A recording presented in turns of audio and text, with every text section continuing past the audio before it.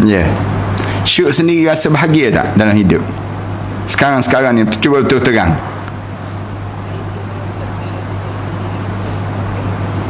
Ya, yeah, betul.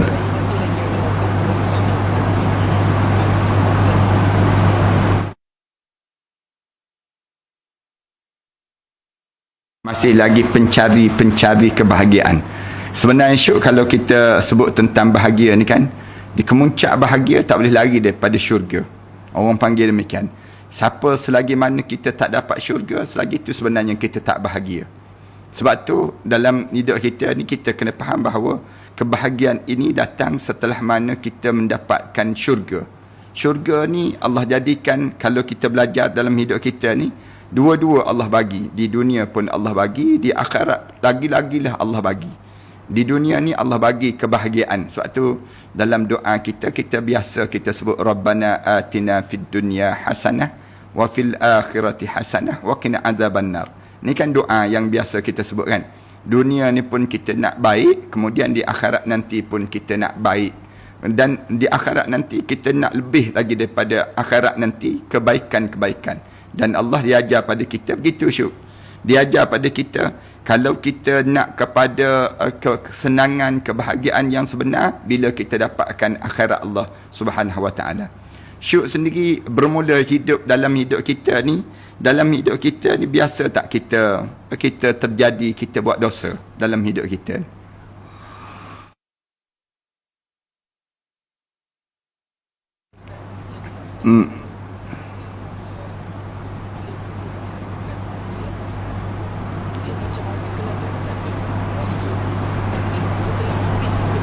Maksiat tu, kita sedar yang benda tu salah dan kita rasa macam kita nak bertaubat daripada buat benda tu, tapi tetap kita akan repeat juga buat benda tu, Ustaz.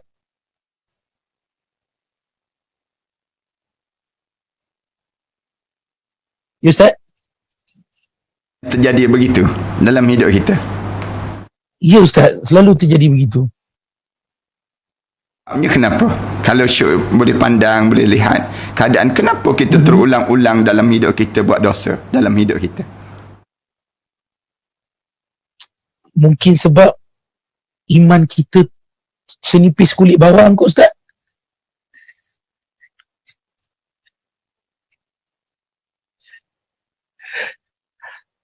Ustaz, suara Ustaz hilang-hilang.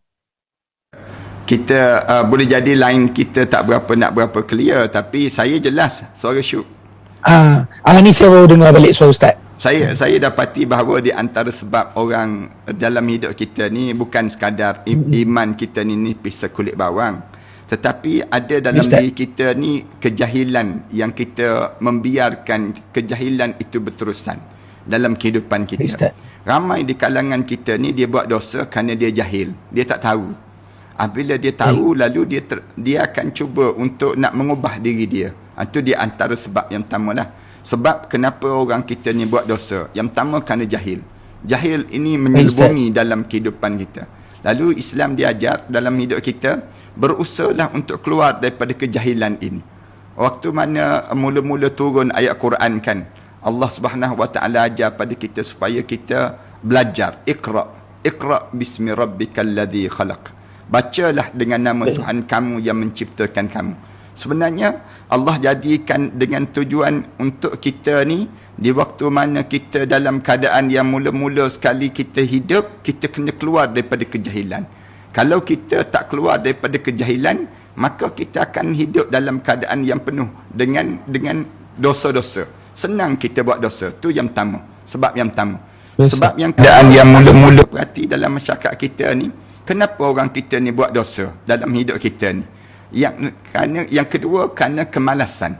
Malas dalam hidup kita. Orang kita ni malas. Dalam diri kita malas nak belajar. Malas untuk kita duduk dekat dengan orang-orang yang baik. Malas untuk kita. Yang ni pun di antara sebab kenapa kita buat dosa. Dua. Yang ketiga, kerana kita terlampau cintakan dunia, syuk. Kita terlampau nak sangat terhadap dunia. Bila kita terlampau tamak terhadap dunia, kita senang buat dosa. Tu dia akan jadi demikian. Kita nampak nilaian kita ialah dunia. Kita tak nampak nilaian kita ialah akhirat. Orang kita dia akan buat demikian lah kalau dia hidup dalam keadaan sedemikian rupa. Syuk dengar ke tak dengar? Saya dengar Ustaz. Bergerak macam teddy bear dah saya tengok. Saya teringat yang saya terlampau cintakan dunia tu Ustaz. Macam mana Syuk sendiri dalam suasana dunia kita ni lah, Syuk berpandangan. Syuk sendirilah hidup dengan dunia ni macam mana rasa? Betul Ustaz, kalau sejujurnya Ustaz, kalau saya bagi tahu kat Ustaz, memang betul. Saya sendiri pun kadang-kadang mengejar benda dunia tu Ustaz. Kadang-kadang kita akan rasa bahagia kononnya kalau kita ada rumah besar. Kita akan ada rasa bahagia kononnya kalau kita ada kereta-kereta yang cantik. Kita tak puas. Kadang-kadang benda yang kita kejar tu kita dapat. Tapi bila kita tengok orang lain ada yang pakai benda yang lebih hebat, lebih orang kata lebih besar, kita akan terasa bahagianya aku kalau aku dapat jadi macam orang tu. Kita kurang rasa nikmat nak bersyukur tu Ustaz.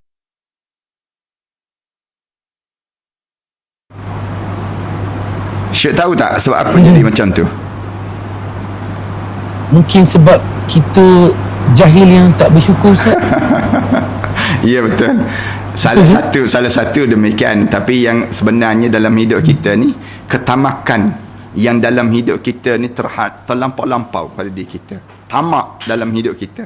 Ramai orang kita ni jadi tamak macam anjing dengan bayang-bayang kan. Kita ni tak rasa yang kita ni dah ada. Tetapi kita ni rasa ada lagi benda yang perlu kita ada. Itu yang biasa terjadi dalam hidup kita kan.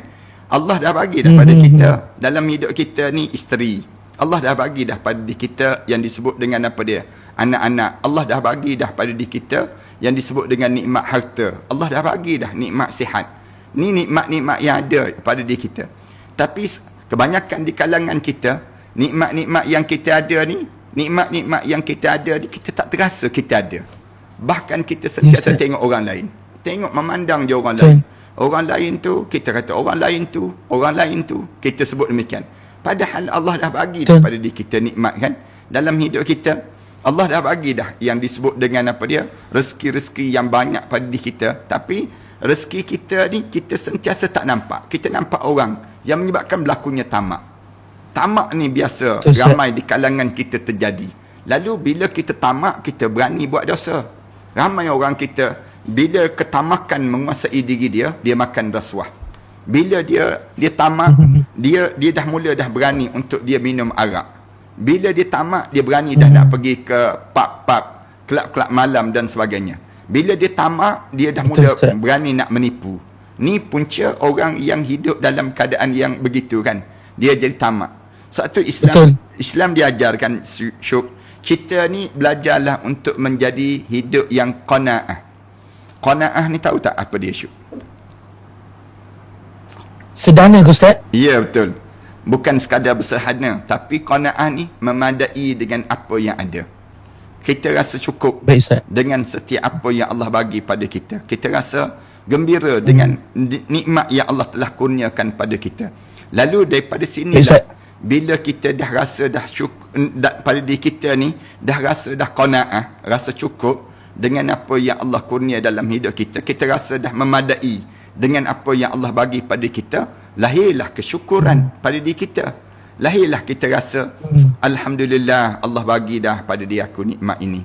Allah kurnia dah pada diri aku ni rezeki sebegini. Alhamdulillah aku dah jadi begini. Alhamdulillah aku dah jadi manusia ni pun alhamdulillah. Buatnya aku jadi teddy bear tu, misal contohnya. Buatnya aku ni jadi apa dia? Jadi Tom and Jerry, tak kenanya kita. Allah Akbar Ustaz. Kita ni Allah dah jadi dan pada diri kita ni yang disebut dengan apa dia? Manusia. Alhamdulillah. Allah dah bagi dah kita manusia. Lepas tu yang lebih besar lagi, Allah bagi pada kita nikmat iman dan Islam. Nikmat iman dan Islam ni, Allah tak bagi pada Donald Trump kan. Allah tak bagi kepada apa dia. Allah tak bagi nikmat iman dan Islam ni kepada mereka-mereka pemimpin dunia itu. Tetapi kita, Allah bagi nikmat iman dan Islam. Ini nikmat. Alhamdulillah Ustaz. Jadi bila kita boleh nampak nikmat-nikmat itu, saya nampak inilah simbol kebahagiaan yang pertama dalam hidup seorang. Bila dia dah mula nampak dalam hidup kita ni, Allah dah bagi dah nikmat. Allah dah bagi dah pada diri kita ni begini. Dah bagi dah untuk diri kita. Jangan dengki. Jangan kita nak cemburu dengan orang. Jangan kita rasa tak puas hati dengan pemberian yang Allah bagi pada kita. Bahkan pada diri kita, kita kena rasa, Alhamdulillah Allah bagi sebegini.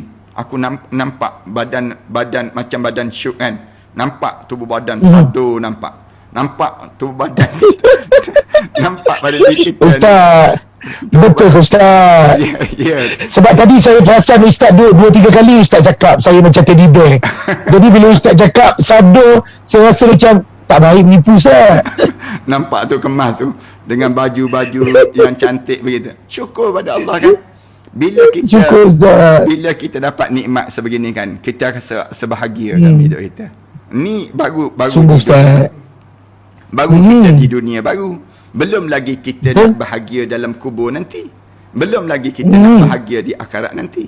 Orang mukmin ni orang yang dia pandang bahagia bukan hanya di dunia.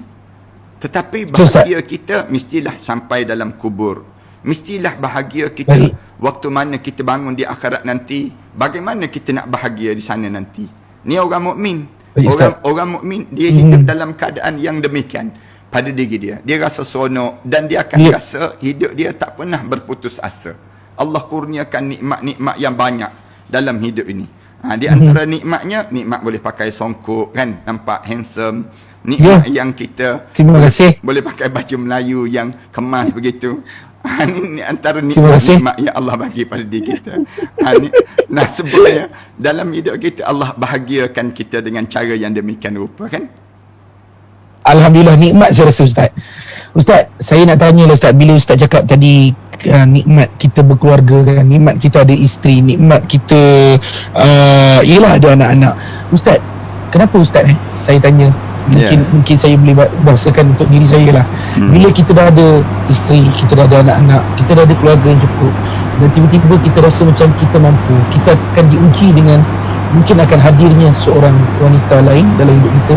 Lepas tu kita kononnya kita rasa macam kita nak bahagia juga dengan orang tu disebabkan lelaki ni konon-kononnya boleh berkahwin sampai 4. Jadi salah ke Ustaz sebenarnya bila kita ada terdetik perasaan tu?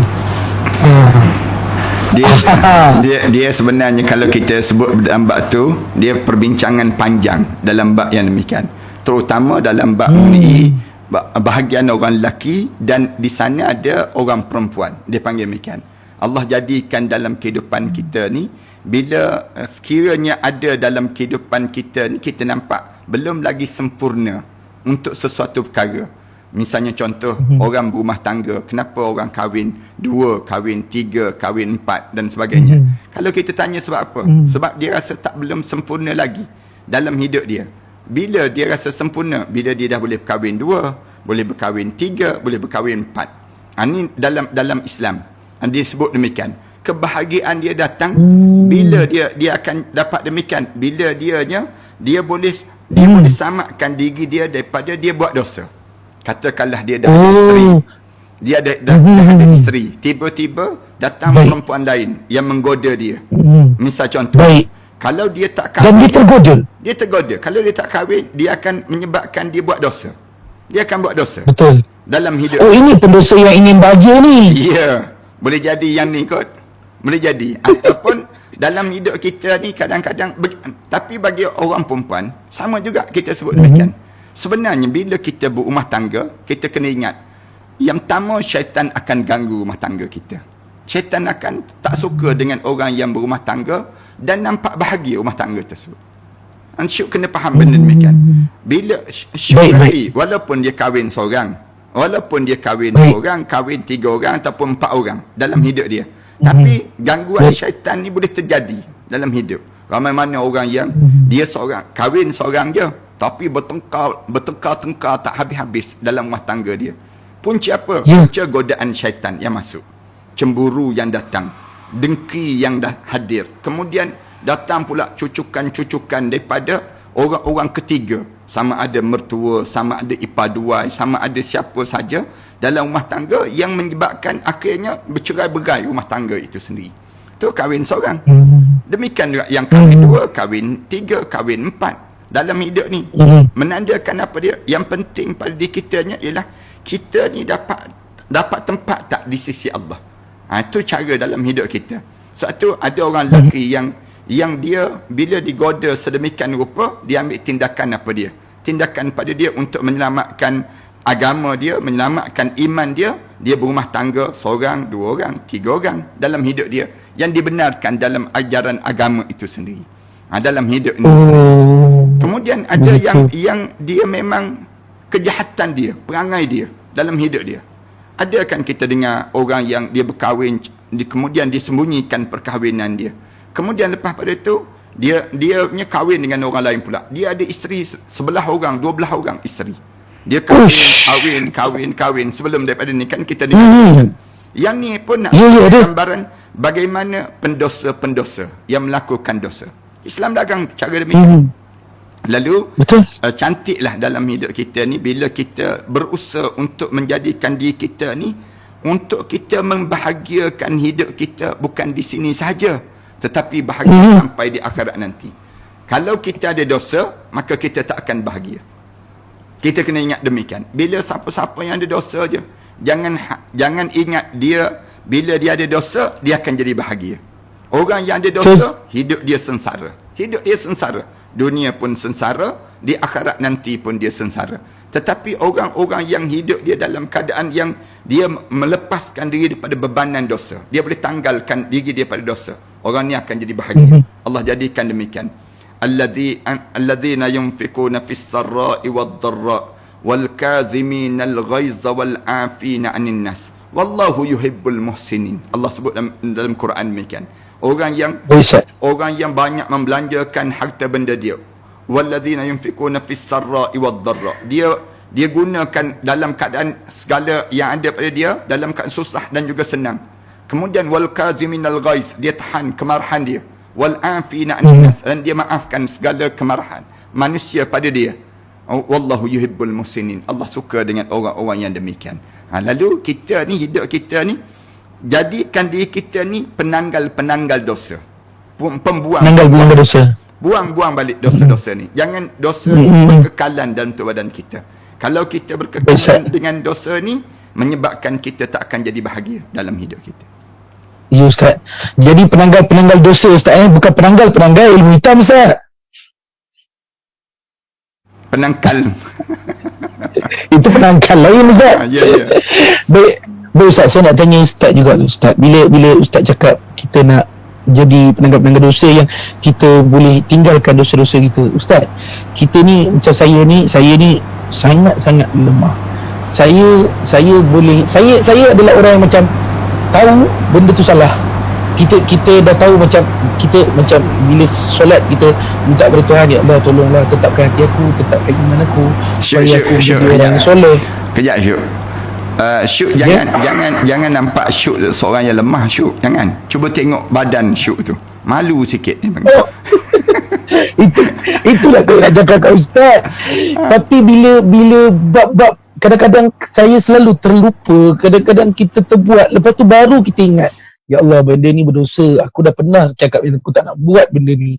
Jadi macam mana Ustaz sebenarnya kita nak tetapkan hati kita tu Ustaz?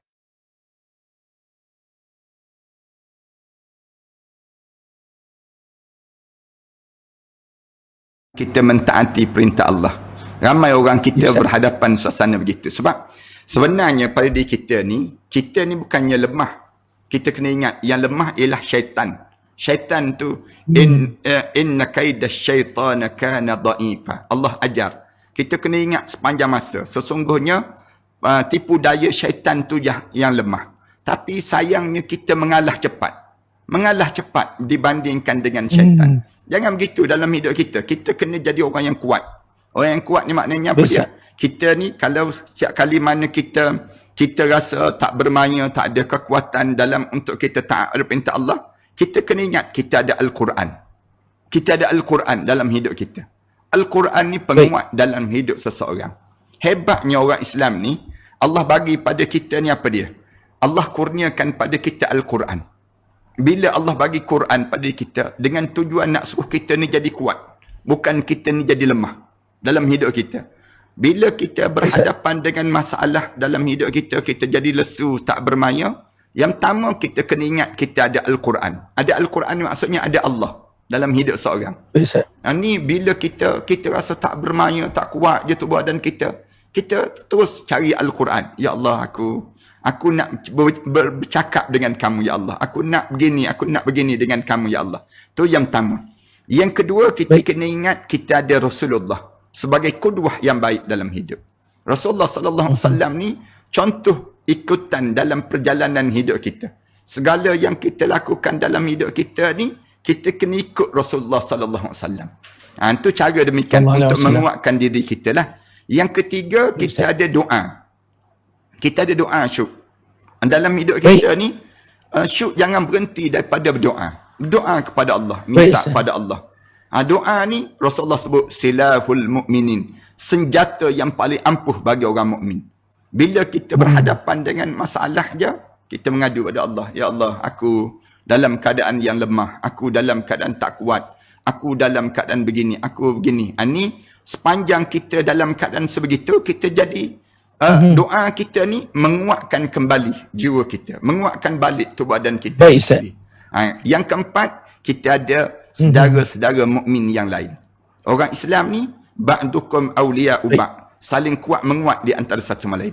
Syuk ada masalah je, Syuk jangan tinggal cari ustaz-ustaz. Ustaz, tolonglah bantu ustaz, saya begini. Sebut demikian. Ustaz-ustaz ni kalau dia tak boleh bantu pun, dia boleh tolong dengar pun tak apa dah. Dengar masalah kita pun tak apa dah dalam hidup kita. Ni nak sebutnya gambaran bagaimana kekuatan hidup ini. Orang mukmin ni dikuatkan demikian. Jadi bila kita jadi kuat begitu, maka dalam keadaan demikian kita ni tak akan lemah. Walaupun dicaci, walaupun dicerca, walaupun kita apa pun yang berlaku pada diri kita, kita akan jadi kuat di saat mana kita berhadapan dengan ujian-ujian hidup di atas dunia ini. Baik, Ustaz. Ustaz, dia ada ke doa-doa yang khusus, Ustaz, untuk kita kuatkan diri kita, untuk kita minta pada Allah ketika kita rasa macam diri kita ni lemah? Doa-doa Rasulullah sallallahu alaihi wasallam ajar. Baca doa apa dia? Allahumma inni a'udzubika minal ajzi wal kasal. Ya Allah, lindungilah aku daripada rasa lesu, tak bermaya dan juga malas, ya Allah. Ajzi. Allahumma inni a'udzubika minal ajzi. Allahumma inni a'udzubika minal ajzi wal kasal. Ini doa. Ya Allah, lindungilah aku daripada ajzi. Ajzi itu maknanya lesu, tak bermaya. Baik, maknanya lesu, tak bermaya. Wal kasal, rasa penat. Rasa penat dalam hidup, rasa letih dalam hidup ini. Wal kasal. Doa Rasulullah ajar demikian. Ataupun kita, kalau kita kata panjang sangatlah, nak hafal tak ingatlah, kita sebut demikian doa yang macam tu. Kita panggil nama Allah. Kita panggil nama Allah. Ya Qawi, wahai Tuhan yang kuat. Ya Qawi, kita sebut nama Allah. Wahai Tuhan yang kuat. Ya Qahharul Jabbar, wahai Tuhan yang ada kekuatan dan keperkasaan.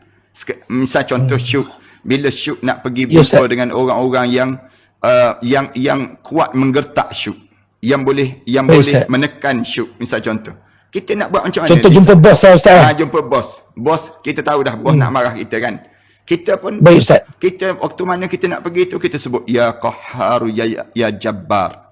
Ya Qahhar ya Jabbar. Ya Qahhar ya Jabbar. Ya Qahhar ya Jabbar. Tu sebut ya nama. Qahhar ya Jabbar. Wahai Tuhan yang perkasa dan juga Jabbar, yang segala kebesaran ada padanya. Mulut kita ni ulang yang tu je, nama Allah. Allah Subhanahu Wa Taala. Allah Subhanahu Wa Taala sebut pada kita, kalau kita kita ada masalah dalam hidup ini, kita panggil nama Allah. Walillahil asmaul husna. Nama Allah tu ada 99. Fad'uhu biha. Maka berdoa kamu dengan nama-nama Allah tadi. Ulama-ulama kata, sebab apa nama Allah ni ada 99? Sebab masalah hidup manusia ni ada 99 je masalah. Kalau kita perhati dalam hidup kita ni, kalau ditanya, kenapa 99 nama Allah? Ulama-ulama kata, 99 je masalah hidup manusia. Atas dunia ni kita kumpul semua. Dalam hidup kita ni, 99 je masalah hidup manusia. Setiap nama Allah itu, kita boleh panggil nama Allah. Kan lagu-lagu kan ada, kan ku sebut namamu, dia sebut demikian. Kan dalam lagu-lagu, kadang-kadang kalau kamu rasa rindu, kamu sebutlah namaku dalam doamu. Lebih baik sebut nama Cik. Allah daripada sebut nama orang tu. Dia panggil demikian. Betul. Kadang-kadang orang kita kan, dia sebut, Ha. kenang daku dalam doamu. Dalam doamu. Misal contoh demikian. Ya betul lah kita sebut doa baca pada dia. Tapi yang utama ingat pada Allah. Yang lebih utama dalam hidup. Betul, Ustaz. Ya. Ustaz. Ya Qahar, ya Jabar, Ustaz. Ya. Ulang dan ulang. Ini boleh diguna ulang dan ulang, boleh digunakan ketika nak minta up gaji pada bos pun boleh, Ustaz. Boleh. InsyaAllah. Baca doa. Biar bos lembut hati dengan kita. Kalau nak suruh bos lembut hati dengan kita, panggil nama Ya Latif. Ya Latif. Ya Ya Latif. Latif, Ya Latif, Wahai Ya Tuhan Latif. yang melembutkan hati manusia. Tapi pastikan jangan baca depan dia. Syuk. Ni Terkejut pula dia, Ustaz. nanti dia kata Pak Cik Latif mana pula dipanggil.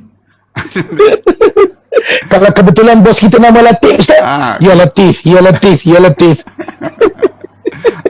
Sebab tu kita dapat kebahagiaan dengan cara demikian. Baik, Ustaz. Ustaz, saya nak tanya juga, Ustaz. Bila dalam bulan puasa, kita selalu dengar kata syaitan ni diikat. Ya. Sebagaimana yang kita belajar masa kecil-kecil dulu, Ustaz. Tapi kenapa bulan puasa ni, Ustaz, kita still juga ada rasa macam nak buat benda-benda yang tak berapa elok tu, Ustaz.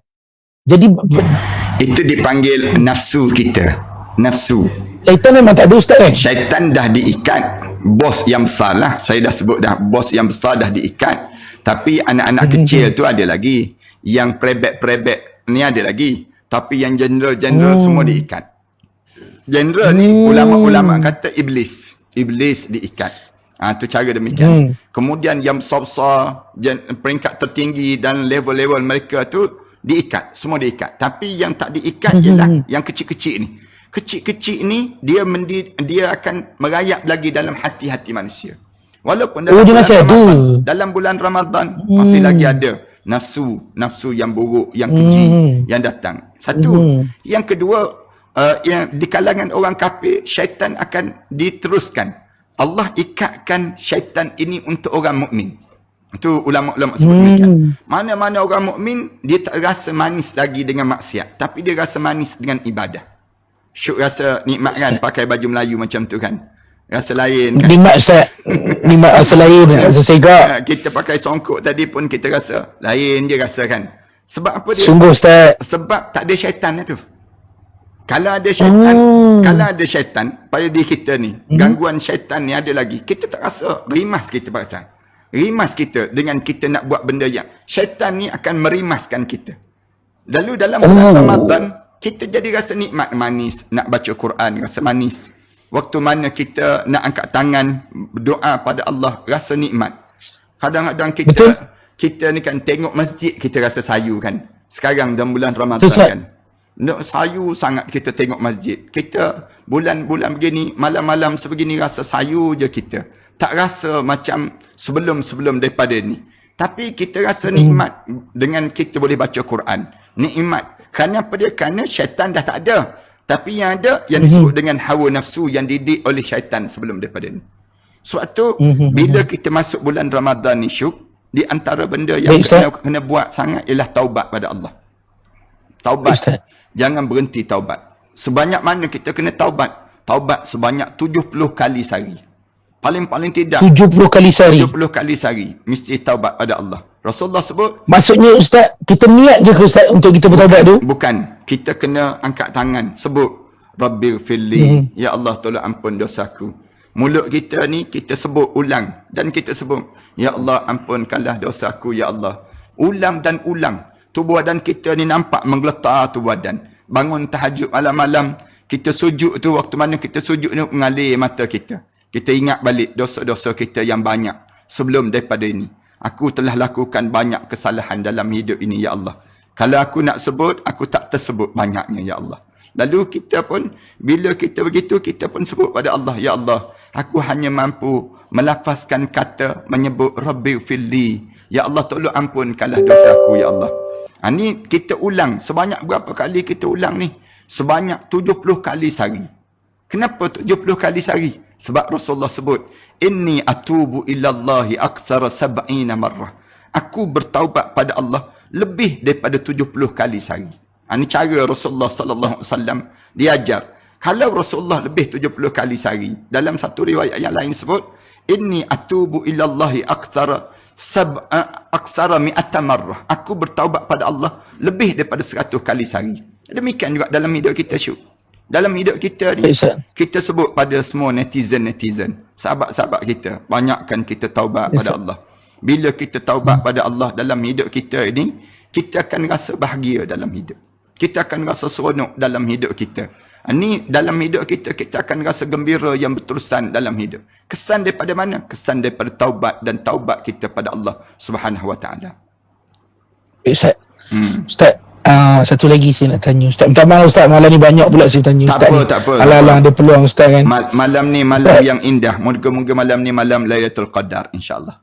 Amin Ustaz. Ustaz, kita macam kita, kalau kita tahu yang kita sebelum ni banyak sangat buat dosa Ustaz.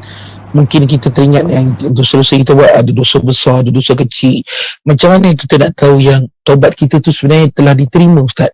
Kita tahu yang sebenarnya kita minta kat Tuhan tu, Tuhan terima minta ampun kita tu Ustaz. Sedangkan dosa-dosa yang kita buat ni mungkin dosa-dosa yang sangat besar Ustaz. Seringkali soalan ni ditanya oleh sahabat-sahabat kita pun tanya soalan yang sebegini. Bukan Syuk je yang tanya. Tapi kebanyakan kita, macam mana kita nak tahu taubat kita diterima di sisi Allah? Ulama-ulama kata, antaranya kita mula rasa manis dalam kita mentaati perintah Allah. Kita rasa nikmat. Kita dah rasa tawar. Dan kita dah rasa tak suka lagi dengan maksiat yang kita buat sebelum daripada ini. Ini di antara tanda awal Allah memberi pada diri kita rasa yang taubat kita diterima di sisi Allah. Itu yang pertama. Yang pertama, kita rasa manis dalam diri kita. Yang kedua, kita rasa semakin terdorong untuk melakukan amal ibadah ni semakin banyak. Kita jadi terdorong, bersemangat dalam hidup kita. Lagi kita confident, lagi kita yakin dalam hidup kita ni. Rupa-rupanya dengan kita memilih jalan ini, kita akan lagi jadi rasa seronok dalam hidup kita, dalam mentaati perintah Allah. 2, Allah bagi. Yang 3, Allah terima taubat kita ni bila kita dapat rezeki yang tak sangka-sangka dalam hidup. Dalam hidup kita bertambah rezeki dalam kehidupan kita yang kita tak jangka pada diri kita sebelum daripada ini. Tanda taubat kita diterima di sisi Allah. Kemudian yang keempat, orang soleh ingin semakin dekat dengan diri kita. Bila kita semakin kita dekat dengan orang soleh, tanda taubat kita diterima di sisi Allah. Saya sebut pada sahabat-sahabat sebelum daripada ni sama juga. Macam Syuk kan. Bila kita boleh bercakap dengan orang-orang soleh, nak cakap dengan Syuk, tanda Allah terima taubat kita sebelum daripada kita. Kerana orang soleh ni dipilih orang. Dia tak semua orang soleh ni cakap dengan siapa saja, tidak. Tapi dia akan tengok orang ni boleh cakap dengan orang ni aku tak berapa nak dekat dengan dia. Ni ada juga. Berlaku zaman Rasulullah sallallahu alaihi wasallam. Bila ada orang yang dia dalam keadaan dia buat khianat, dia buat dosa banyak. Kemudian dia ni tak taubat pada Allah, datang nak jumpa dengan Rasulullah. Rasulullah jadi berat hati nak jumpa dengan dia. Rasulullah rasa tak naklah, untuk apa nak dekat dengan demikian. Dalam hidup kita ni Syuk, bila kita ni orang-orang soleh nak jumpa dengan kita, bersedia untuk berjumpa dengan kita, kita dapat bertemu dengan orang-orang demikian, itu tanda taubat kita diterima di sisi Allah. Tanda Allah sayang pada kita dan Allah sedang buka jalan untuk kita kembali kepada Allah Subhanahu Wa Taala. Kemudian yang kelima, bila kita dapat sahabat-sahabat yang sentiasa menegur kita untuk kita je membetul jalan hidup. Sahabat-sahabat kita ni dah mula hantar mesej pada kita. Tak nampak lah di masjid misal contohnya, kemarin misal contohnya. Sahabat kita, sahabat-sahabat yang baik ni ingatkan kita. Semalam dia kata, semalam aku tak jumpa dengan kamu. Kamu ke mana ya? Dia tanya. Sahabat-sahabat yang baik ni. Di kita pun kata, ada malam. Dia kata, jomlah kita jumpa. Sahabat-sahabat demikian nak jumpa dengan kita. Tanda di waktu itu, kita ni di kalangan orang-orang yang diterima doa-doa ataupun taubat-taubat kita di sisi Allah Subhanahu Wa Taala. Tapi kalau orang jahat, yang sering kali orang jahat yang Orang jahat je yang asyik telefon pada kita. Jomlah kita mengumpat, misal contohnya. Jomlah kita membawang, misal contohnya. Dianya asyik orang jahat-jahat je yang asyik nak dekat dengan kita. Tanda doa kita tidak didengari di sisi Allah. Sebenarnya Allah tak suka dengan kita.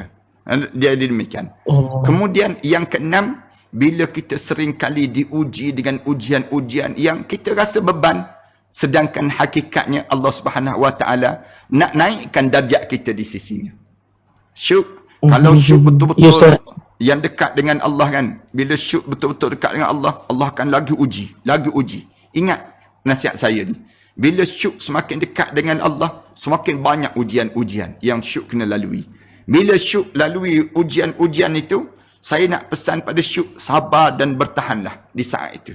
Sabar dan bertahanlah di saat mana kena ujian. Sabar, kita kena ingat balik. Yang kita ni tanda Allah Subhanahu Wa Taala nak masukkan kita mudah dalam syurga Allah nanti. Nak jadikan kubur kita ni di antara taman pada taman-taman syurga. Bila Allah jadikan pada syuk ujian-ujian yang berat, beban, sakit dan kesusahan dan sebagainya, kita boleh bertahan-tahan, yakinlah di sebalik ujian itu ada kemanisan yang Allah akan bagi nanti dalam kehidupan kita. Itu tanda Allah mula terima taubat kita dan Allah semakin dekatkan kita dengannya. Allah dia nak dekatkan diri kita dengan dia, tak mudah. Allah jadikan berbagai-bagai halangan-halangan untuk menjadikan kita bahagia. Kemuncak kita akan rasa betapa nikmatnya pemberian yang Allah bagi dalam hidup kita, insya-Allah. Allahu Akbar Ustaz. Baik Ustaz, terima kasih Ustaz, banyak benda Ustaz. Cuma lagi satu Ustaz, boleh Ustaz? Satu lagi Ustaz. Saya teringat Ustaz pasal yang tadi Ustaz cakap antara macam kita apabila kita dah nak bahagia, maksudnya kita akan terima rezeki yang kita tak sangka-sangka tiba-tiba Ustaz kan. Macam kalau Allah dah terima taubat kita. Ustaz, macam mana kita nak tahu sama ada rezeki yang Allah bagi pada kita tiba-tiba tu adalah disebabkan Allah sayang kita berbanding dengan istidraj Ustaz? Rezeki yang istidraj yang Allah bagi pada kita untuk uji kita. Ya. Di waktu mana kita dapat rezeki itu, kita nampak terus Allah. Lalu kita bersyukur terus pada Allah. Itu tanda rezeki Allah. Tapi istidraj ni, bila didapat satu pemberian, dia bagi, tapi dia semakin dapat nikmat itu, semakin kufur pada Allah. Dia dapat rezeki, mula dia nak karaoke, mula dia nak jadi apa dia? Dia nak jadi judi, dia mula nak buat benda-benda yang dilarang oleh Allah, nak berzina, nak melangani pelacur. Dengan itu, rezeki itu dipanggil rezeki istidraj, dipanggil. Istidraj. Yang ni bahaya. Tapi rezeki yang saya maksudkan tadi, bila kita diberi ni rezeki-rezeki yang kita tak sangka-sangka dalam hidup kita ni, semakin kita diberi rezeki, semakin kita bersyukur pada Allah. Kita panggil orang buat jamuan makan, kita bersedekah pada jalan Allah, kemudian kita semakin bertambah untuk taat pada perintah Allah. Itu dia panggil yang namakan dengan rezeki yang kita tak sangka-sangka yang Allah bagi pada kita. Tapi kalau kita dapat rezeki, bila kita dapat rezeki tersebut, semakin kita lupa daratan, bercakap sombong. Tengok ni kasut aku ni, tengok ni baju aku ni, tengok ni pakaian aku ni, tengok ni rumah aku ni, tengok aku sekarang ni begini-begini. Itu dipanggil istidraj. Berhati-hati dengan istidraj. Istidraj ni, bila kita kena istidraj, dia jadi lupa daratan. Allah Subhanahu Wa Taala sebut dalam Quran, "Waman a'rada an zikri fa inna lahu ma'isyatan danka." Dalam ayat yang lain Allah Subhanahu Wa Taala sebut, dalam ayat ni Allah kata siapa yang berpaling daripada peringatan Allah, dengan nikmat yang dia dapat tu, dia akan jadi semakin sempit dalam hidup dia, semakin susah. Nikmat dia tidak menjadikan dia jadi bahagia, tetapi nikmat dia menjadikan dia sengsara. Ada orang yang dia dapat harta benda banyak, dengan harta yang dapat tu semakin sukar dia hidup dalam hidup dia, menghala ke depan dalam hidup dia. Duit berjuta-juta dia dapat, misal contohnya, tapi menghala ke depan tu semakin sukar, semakin susah dalam hidup dia. Tu dia dapat istidraj dipanggil. Tetapi ada orang yang Allah bagi pada dia rezeki, semakin dengan rezeki itu, semakin dia jadi semakin dekat dengan Allah. Ada orang-orang begitu kan, orang kaya-kaya, ya Allah bagi duit pada dia, kaya-kaya, rezeki yang banyak-banyak dalam hidup dia, Semakin dia kaya, semakin dia ingat pada Allah. Semakin kaya, dia semakin dekat di jalan Allah. Dia impak harta benda dia. Dia bagi banyak benda yang dia bagi dalam hidup dia. Ini tanda dia sedang apa dia?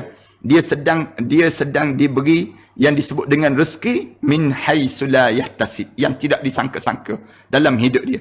Tapi ada orang yang dalam hidup dia dapat rezeki tersebut, semakin dapat rezeki, semakin dia cakap besar, semakin sombong. Ini dia sedang diistidraj oleh Allah Subhanahu Wa Taala. Istidraj inilah yang jadi bahaya dalam hidup, yang Syuk maksudkan tadi ialah di mana kita ni kalau kita dapat rezeki, tiba-tiba kita jadi sengsara dengan rezeki tadi. Susah dalam hidup yang demikian. Orang yang sedemikian rugi, dipanggil demikian. Bila kita macam tersedar yang macam kemungkinan kita terkena istidraj, macam mungkin kita rasa kita dapat rezeki, lepas tu kita dah jadi macam riak, kita dah jadi macam bongkak, kita masih boleh bertobat dan ubah lagi ke benda tu, Ustaz? Sure. Allah ni dia pemurah sangat dengan hamba. Allah ni kalau nak sebutnya sayang dia dengan hamba ni, dia membuka pintu taubat tu seluas-luasnya. Tambah-tambah bulan Ramadan sebegini. Bila kita tersedar yang kita ni terkufur dengan nikmat Allah, kita dah terjaga dah. Allah, aku silap lah dalam hidup aku. Pintu taubat tu terbuka luas. Pintu-pintu taubat ni terbuka luas. Di saat mana pintu-pintu masjid tertutup, pintu taubat masih lagi terbuka. Dan semakin terbuka luas. Kita kena faham demikian. Lalu kita ni ambillah peluang untuk taubat. Yang tak boleh nak taubat ni satu je. Yang Allah tak terima taubat orang ni. Siapa dia? Yang syirik pada Allah. Itu je. Allah tak terima taubat orang yang syirik pada Allah. Allah ni, dia benci sungguh orang yang mensyirikkan Allah. Tapi orang yang diistidraj, Allah sedarkan dia. Allah ingatkan dia. Bila Allah ingatkan dia, pintu taubat kita ni terbuka luas. Kita kembali balik dalam hidup kita. Balik semula kepada ajaran agama. Kita tengok dulu aku sombong. Dulu aku riak. Dulu aku begini. Dulu aku ni tak sedar. Sekarang ya Allah, bagilah peluang untuk dia aku menjadi sesoleh-soleh hamba ya Allah. Sebaik-baik hamba. Syuk, boleh bayangkan dalam sejarah Islam ni ada seorang pencuri, ketua perompak dalam sejarah dia. Dalam hidup dia ketua perompak, tapi bila dia tersedar dengan kesalahan yang dia buat sebelum daripada ni, dia berubah menjadi wali-wali Allah. Ibrahim Adham misal contoh. Daripada asal ketua perompak, tapi bila dia mengenali Islam, dia tahu tentang ajaran agama, dia berubah dalam hidup dia menjadi sesoleh-soleh manusia. Contoh yang lain, Rabi'atul Adawiyah ni contoh-contoh manusia yang bila Allah jadikan dalam hidup dia sebelum daripada ni teruk, kemudian Allah ubah dia menjadi sebaik-baik orang. Di bumi Malaysia kita ni kan, kita buat contoh yang mudah apa dalam masyarakat kita. Aznil misal contoh, pelakon Ali Setan tu kan, sebelum daripada ni, Allah yarham. Misal contoh, dia dulu nama dia Ali Setan sebut demikian. Tapi bila dia hidup dia mengenali jalan hidup yang sebenar, berubah dalam hidup dia. Nama apa? Betul kan nama yang Ali Setan tu?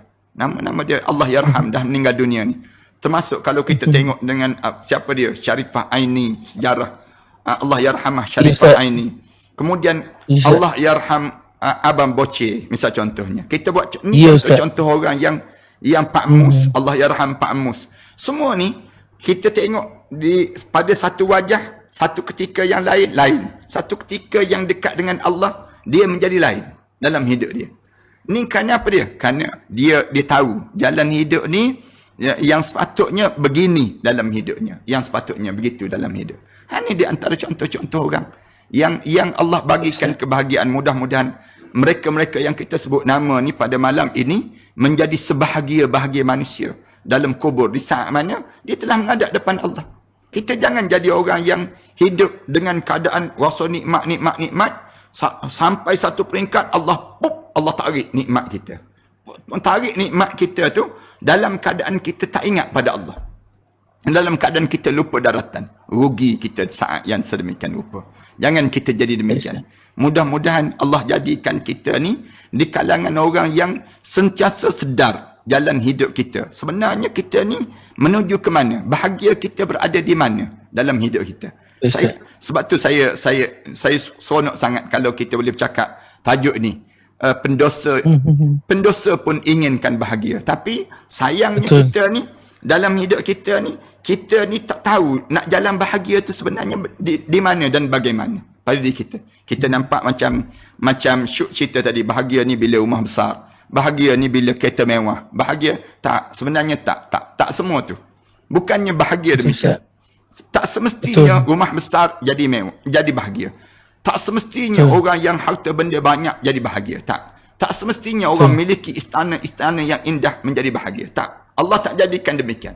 Allah jadikan kebahagiaan boleh jadi orang yang tidur dalam kemah, di atas pangkin kayu begitu saja, jauh lebih bahagia daripada rumah yang besar dan juga penuh dengan kemewahan dalam hidup dia. Orang ni boleh tidur lena dalam rumah dia. Ramai mana orang yang makanan hanya ikan kering dengan nasi saja, tapi dia jauh lebih bahagia daripada orang yang timbunan makanan yang mewah di atas meja-meja mereka tersebut. Bahagia dalam hidup kita macam yang awal kita sebut tadi kan. Bahagia ni subjektif. Subjektif tu disandar pada agama. Allah lah yang membahagiakan jiwa manusia. Setelah mana kamu taat pada Allah. Kalau kamu tak taat pada Allah, kamu akan hilang kebahagiaan dalam hidup kamu. Buat je maksiat pada Allah, tak bahagia dalam hidup. Tak akan jadi bahagia. Nampaklah bahagia di dunia ni, tapi dia bentuk, dia panggil camouflage. Maknanya nampak gambaran luaran saja, cantik. Tapi bila masuk dalam kubur, sengsara. Bangun di akhirat, sengsara. Di padang mahsyar, sengsara. Untuk apa kita jadi demikian? Dalam hidup kita. Rumah besar, kereta mewah, pengaruh ramai, masuk kubur, masuk neraka terus. Untuk apa kita demikian, Syuk? Tak ada manfaat langsung dalam hidup kita. Tapi biarlah kita ni hidup dalam keadaan yang di dunia ni pun kita dapat, dalam kubur nanti pun kita dapat. Kemudian di akhirat nanti pun kita dapat. Akhirnya kemuncak kita boleh berada di sisi Rasulullah sallallahu alaihi wasallam dalam syurga Firdaus Allah. Macam mana kita nak buat demikian? Ni di atas dunia ni, yang pendosa yang ingin bahagia ni mesti dalam hidup dia berubah dalam hidup dia. Bila nak berubah? Ni Ramadan. Ramadan ni masa yang terbaik untuk kita berubah menjadi orang yang menunglah sekejap, bangun daripada pagi-pagi duduk di atas tikar sejadah tu. Menung diri kita. Aku ni kalau meninggal dunia malam ni, gamak-gamak besok dalam syurga tak? Tanya soalan demikian. Syuk malam ni kan pegang tangan orang rumah. Pergi jauh-jauh daripada anak-anak. Pergi tepi-tepi longkang biar romantik sikit. Tanya satu soalan pada orang rumah. Yang cuba tengok muka abang ni. Abang, kalau abang meninggal dunia malam ni, agak-agak abang dalam syurga tak besok? Tanya je soalan ni. Biar orang rumah kita mandang atas bawah. Biar orang rumah tengok diri kita. Orang rumah kita boleh tahu dah. Tengok muka abang ni tak ada gaya ni, masuk syurga, disebut demikian. Itulah Ustaz, saya pun rasa jawapan yang sama macam tu bini saya bagi Ustaz. Orang rumah kita pun boleh tahu dah. Saya tengok abang bangun tahajud pun payah. Saya tengok abang baca Quran pun tersekat-sekat. Saya tengok abang semenjak kita kahwin, abang berapa kali je bawa saya ke masjid. Yang abang kerap bawa saya ke pasar raya dibandingkan bawa ke masjid. Semua tu menggambarkan kita kehilangan kebahagiaan dalam hidup. Panjang lagi Syuk. Kalau saya sebut ni, nanti kita akan rasa pada diri kita jauhnya untuk kita nak dapatkan kebahagiaan yang sebenar. Wallahu a'lam. Betul Ustaz. Baik Ustaz, untuk penutup boleh tak kalau saya nak minta Ustaz bacakan satu doa Ustaz untuk minta berdosa macam saya ni Ustaz. Tak dapat bahagia, dapat dekat dengan kebahagiaan pun jadilah Ustaz.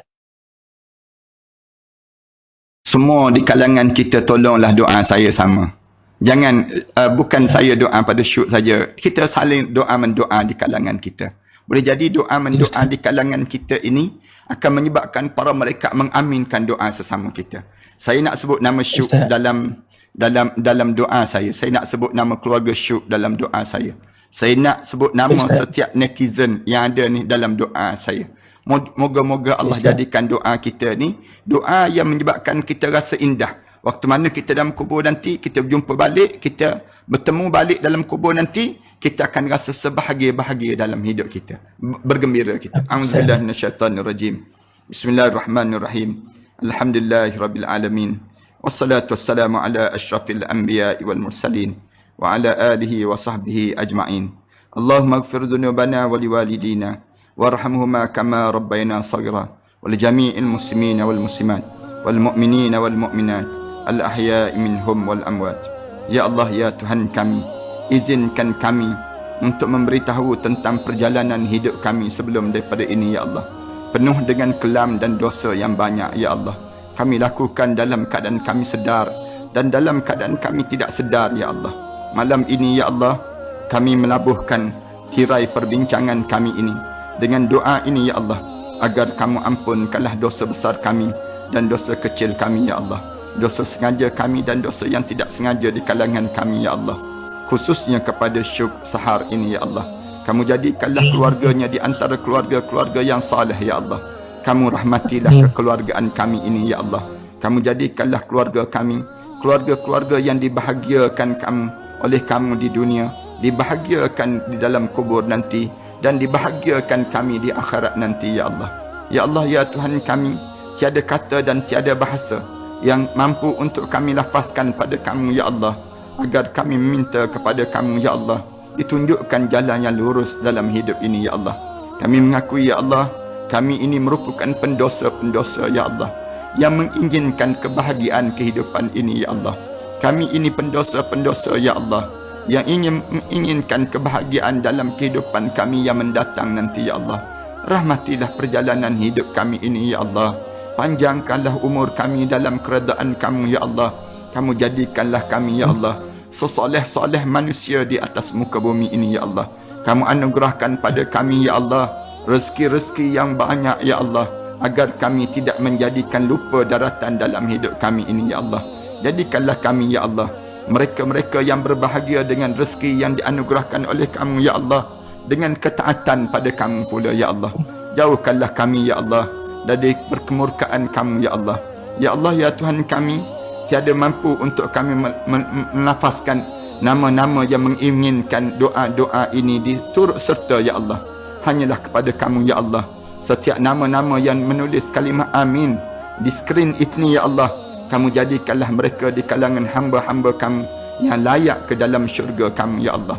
Ya Allah, ya Tuhan kami, demikian mereka yang tidak mampu menulis, yang hanya mampu mendengar, tetapi bibir-bibir mereka menyebut amin turut serta bersama dengan kami ini, ya Allah.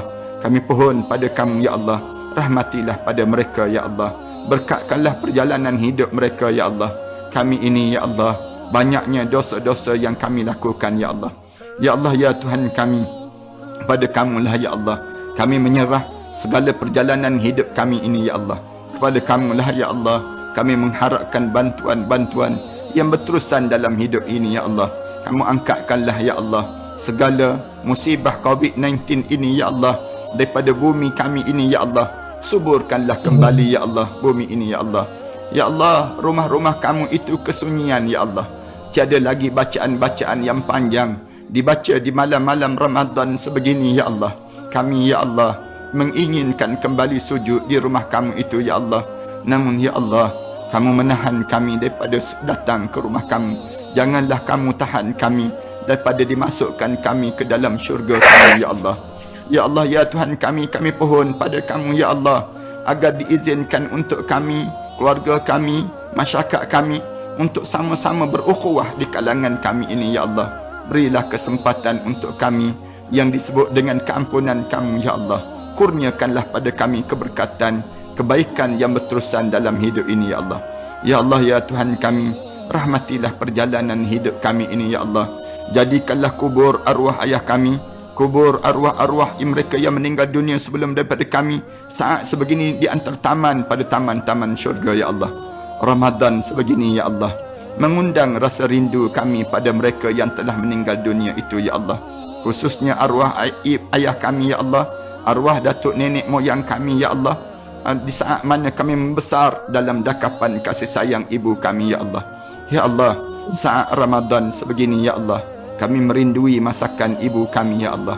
Merindui tangan-tangan yang mengejutkan kami, ya Allah.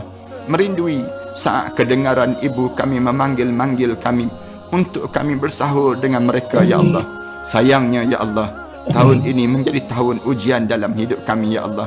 Hanyalah kami dengan keluarga kami, ya Allah, hanya menatap yang disebut dengan doa-doa saja, ya Allah. mengharapkan keampunan daripada kamu ya Allah. Rahmatilah umur-umur yang dipanjangkan di sisi kamu pada ibu kami ya Allah, kepada ibu saudara kami ya Allah, kepada mereka-mereka yang menghampiri kami ini ya Allah. Jadikanlah kesihatan berterusan dalam kehidupan mereka ya Allah. Jadikanlah kubur arwah ayah kami ya Allah di antara taman pada taman-taman syurga ya Allah. Saat ini ya Allah, kamu angkatkanlah darjatnya setinggi-tinggi darjat ya Allah. Saat Ramadan sebegini ya Allah, kerinduan itu seringkali mendatangi jiwa kami ini ya Allah. Rindu saat kami tertidur di atas dukungan arwah ayah kami ya Allah. Rindu saat kami tertidur dalam dakapan pelukan arwah ayah kami dahulu ya Allah. Rindu ya Allah saat tangannya menyuap ke bibir kami dahulu ya Allah. Rindu ya Allah saat kami pulang dan memeluk tu badan yang indah itu ya Allah. Rindu ya Allah saat mana kami bangun di penghujung malam, kedengaran esakan tangisan arwah ayah kami ya Allah. Rindu ya Allah, kamulah yang mengetahui betapa rindunya kami terhadap mereka itu ya Allah. Hanya tadahan doa ini ya Allah kami tadahkan pada kamu ya Allah. Kamu yang mendengar, kamu yang melihat, kamu yang mengetahui segala apa yang kami lalui dalam hidup ini ya Allah. Kepada kamulah ya Allah kami mengharapkan dan mengharapkan pada kamu ya Allah. Rabbana alaika tawakkalna wa ilaika anabna wa ilaikal masir. Ya Allah ya Tuhan kami, bangkitlah kami di akhirat nanti bersama dengan para nabi dan para awliya salihin ya Allah. Jadikanlah nama kami ini ya Allah, Ahmad Dusuki Syuk Sahar ini ya Allah, di antara nama-nama yang dipanggil di padang mahsyar nanti ya Allah oleh Nabi kami Muhammad sallallahu alaihi wasallam. Panggillah nama kami dipanggil oleh Nabi kami Muhammad sallallahu alaihi wasallam. Izinkan kami minum di air telaga Kausar itu ya Allah. Jadikanlah kami di kalangan mereka yang menerima suratan amalan sebelah tangan kanan ya Allah. Jangan kamu terima suratan amalan kami sebelah tangan kiri ya Allah. Kami takut dan kami bimbang terhadap dosa-dosa kami ini ya Allah. Ya akramal akramin, birahmatika nastaghis. Rabbana alaika tawakkalna wa ilaika anabna wa ilaikal masir. Rabbana ja'alna muqimas salah wa min dhurriyyatina rabbana wa taqabbal du'a. Ya Allah, masukkanlah kami semua yang bersama dengan kami pada malam ini ke dalam syurga Firdaus kamu ya Allah. Ya Allah, masukkanlah mereka yang semua bersama dengan kami malam ini dalam syurga Firdaus kamu ya Allah. Ya Allah, berilah kesempatan untuk kami berada bersama dengan Nabi kami Muhammad sallallahu alaihi wasallam di dalam syurga yang indah itu ya Allah. Rabbana atina fid dunya hasanah wa fil akhirati hasanah wa qina adzaban nar. Wa sallallahu ala Muhammad wa ala alihi wa sahbihi wa sallam. Walhamdulillahi rabbil alamin. Rabballahu minkum. Amin. Masih Ustaz. Terima kasih Syuk. Moga Allah panjangkan Masih Ustaz. dan Allah pilih Syuk di antara Amin sama Ustaz. Ya Allah. Ustaz, semoga Allah panjangkan umur Ustaz Ahmad Disuki juga Ustaz. InsyaAllah Ustaz panjang umur, kita jumpa lagi Ustaz. InsyaAllah, terima kasih Syuk kerana sudi bertandang pada Baik, malam Ustaz. ini. Bersama dengan kita ni Syuk, kita bersama dengan page geng Ustaz Cintakan Ulama. Page ni Baik, Ustaz. tuan-tuan boleh like, boleh bersama. Sebab kita sebenarnya kita sedang menggerakkan bantuan untuk orang-orang miskin, orang susah di Kedah. Baik, Kita Ustaz. bagi ikan sekilo setiap petang, sekilo satu keluarga, sekilo satu keluarga di Kedah. Di Kuala Lumpur ni kita Di Kedah. di Kuala Lumpur kita masak nasi di dapur Tokku Syuk. Kemudian lepas pada tu Allah kita Akbar. agih-agihkan pada fakir miskin, orang-orang susah dan frontliner. Kita bagi dalam lebih kurang 1000 bungkusan setiap hari. Kita buat demikian. Alhamdulillah Syuk. Baik Ustaz. Dan di tuan-tuan yang nak pakak-pakak tolong bantu tu, tuan-tuan boleh tengok terus di page geng Ustaz Cintakan Ulama. Syuk pun kita jemput Geng untuk Ustaz bersama Cintakan dengan NGO ini Syuk. NGO geng Ustaz dipanggil. Baik Ustaz. Baik Ustaz. InsyaAllah Ustaz boleh Ustaz. Bunyi geng tapi sebenarnya dia hati lembut sangat. Dalam hati ada taman. Panggil macam. Ya Ustaz. Jemputlah untuk bersama di kalangan kita insya-Allah. Dan saya pun Baik Ustaz, insya-Allah, tiap malam masih lagi bercerita tentang mengenai malam-malam di barzah. Malam-malam di barzah. Boleh sahabat-sahabat yang tengok ni boleh bersama dalam program-program ni insya-Allah. Syuk pun boleh turut InsyaAllah serta. Ustaz. Baik Ustaz. Ramai saya tengok rakan-rakan artis yang turut serta ni dan mereka sentiasa bersama dengan program-program sebegini. Saya dapati ramai di kalangan sahabat-sahabat kita pakat-pakatlah membangunkan jiwa-jiwa di kalangan Ustaz. kita, insyaAllah. Terima kasih Syuk. Boleh Ustaz, insyaAllah Ustaz. Terima kasih Ustaz. Manfaat. InsyaAllah jumpa lagi Ustaz. Moga-moga Assalamualaikum Ustaz. Lena tidur dengan teddy bear malam ni. Amin. Assalamualaikum warahmatullahi taala wabarakatuh. Waalaikumsalam Ustaz.